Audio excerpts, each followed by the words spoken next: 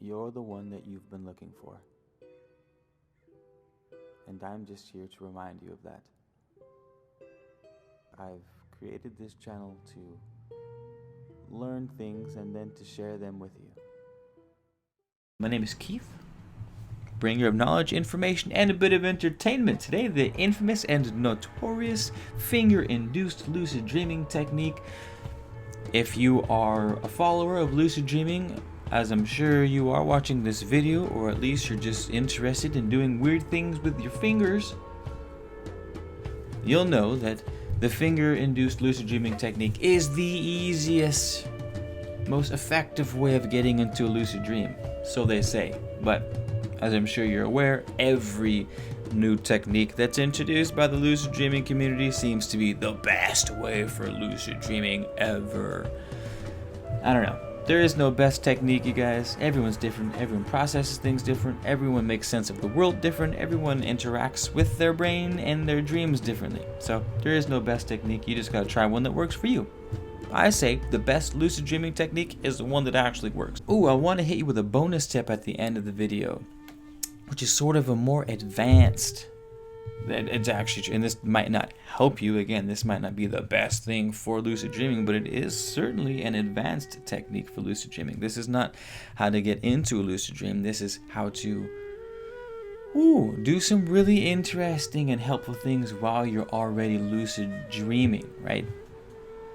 Past getting into the dream state and more into how to stabilize the dream, how to make the lucid dream last longer, how to conceptualize the dream realm so that you can do more inside it. First things first, the finger-induced lucid dreaming technique is not some kind of freaky Indian mudra that you do with your fingers to your partner and or yourself. You want to be extremely tired. I'm at my most tired when you wake me up in the middle of the night.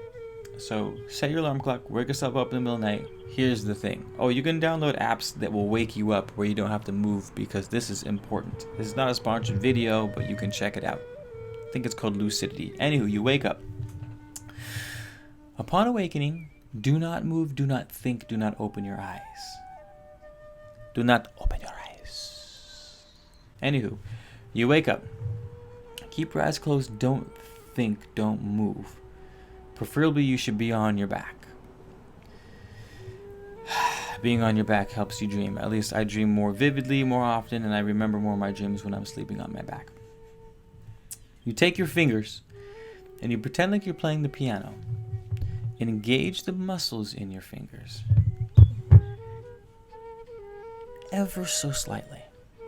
You don't want your fingers to move too much. You want to keep the movement to a minimum. This is tricking your brain into going back to sleep, or tricking your body into going back to sleep. Move them gently, just ever so slightly, like you're playing the piano individually. And each round, you press lighter and lighter until eventually you're not moving your fingers at all, but your mind is still moving your fingers.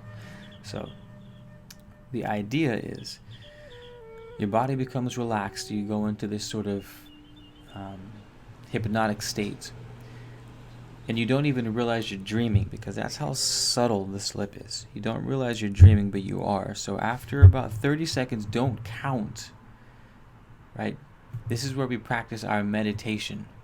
So meditation is all about observing your thoughts, not engaging with your thoughts, not giving emotion to your thoughts, but pure awareness of your thoughts. Same thing. You're moving your fingers, but you're not thinking about moving your fingers. You're just moving your fingers. You're going for about 30 seconds or so, but you're not counting to 30. You're just feeling it out. Eventually, you're going to be asleep and you're going to be dreaming, and you're not going to be realizing it. This is the thing with the finger-induced lucid dreaming technique. Is you slip into the stage without realizing it. Now comes the reality check. But you want to do a reality check that doesn't require moving too much of your body. So here's the reality check that you guys need to be doing. You know, when you talk, you could plug your nose while you talk, and it cuts off the airflow. Like it sounds like you're nasally. Well, that's what you want to do. You want to cut off the nose, cut off the air to your nose, and try to breathe through your nose. It keeps movement to a minimum, but still allows you to do the reality check. Now that you're doing the reality check, boom, I'm dreaming or I'm not. If you're dreaming, congratulations, you have now successfully entered the lucid dreaming state. Now, here's the advanced part that I promised you guys earlier. This is a technique I learned probably about a year ago that works exceptionally well for me. So when I lucid dream, I sort of, if I become too excited or if something happens that distracts me and I start to lose lucidity, the dream will start to vibrate. I'm sure you guys have experienced this before. The dream will vibrate and it'll almost vibrate back into a regular dream. You'll lose consciousness. Well, because the dream world is purely your not purely, but mostly dominated by your imagination and your mind, the laws in the reality are based off of your perceptions of the reality. So if you can imagine something, then it will happen. So what I did is, when I was in my dream, I knew, Keith, sometimes you get excited, the dream vibrates, you lose lucidity. So here was my thought. Well, if the vibration is what makes me lose lucidity, right? Well, that would start to rattle out of the dream. It's almost like you lose synchronicity, you lose harmony. And the same way in music, when you try to tune an instrument, bling, and you hit the notes of two different strings on a guitar, for example, the notes will oscillate back and forth between each other because, say, one's high and one's low, and they want to find the center. So they'll vibrate, they'll oscillate back and forth, and it's That's what music does. And you get a sort of wobble, like the lucid dream. It sort of wobbles because it's not balanced. Well,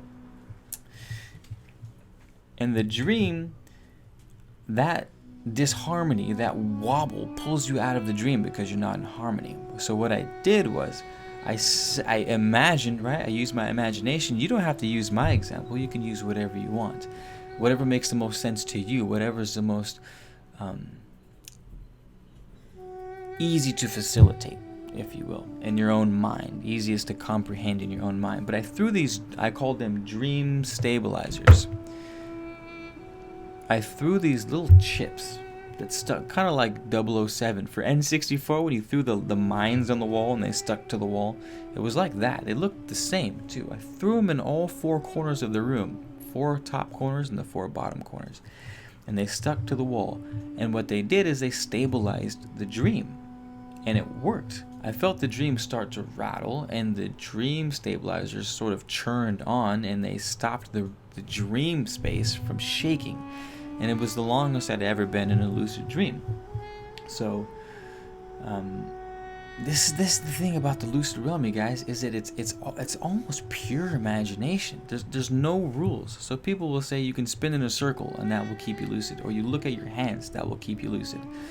And that's true because it causes you to focus, but that's by no means the only way to keep yourself in a lucid dream. Any way you can imagine. My way of imagining it was something that was related to a video game, because I love video games, and that made the most sense for my mind to conceptualize this gadget that I played in a video game. So I stuck it on the walls, boom, lucid dream was lasting longer. Another thing with me is flying. It's hard for me to fly like Superman in dreams, so I've overcome that. Now I have wings in my dreams. I can imagine myself with giant eagle wings, and then I can fly because it's easier for my brain to conceptualize flying with wings than flying like Superman. Does that mean you can't fly like Superman? Of course not. It just means I'm different. You're different. We all have things that our minds conceive of more easily, that makes sense to us. Oh, I can see that in my mind. I can make sense out of that in my mind. And some people can't make sense out of that in their mind. That's why you know thyself, as the Greeks said. Or as the Oracle said from the Matrix, know thyself. Which happens to also be a sort of dream-related movie.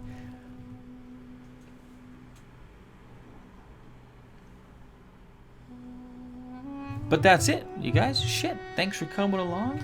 If you made it to the end of the video, subscribe to the channel. Would love to have you around. We do lots of cool things. Make sure you hit the bell notification right next to the subscribe button so that you're actually updated. And that's my cue. Thanks, you guys. Love you. And I'll see you in the next video.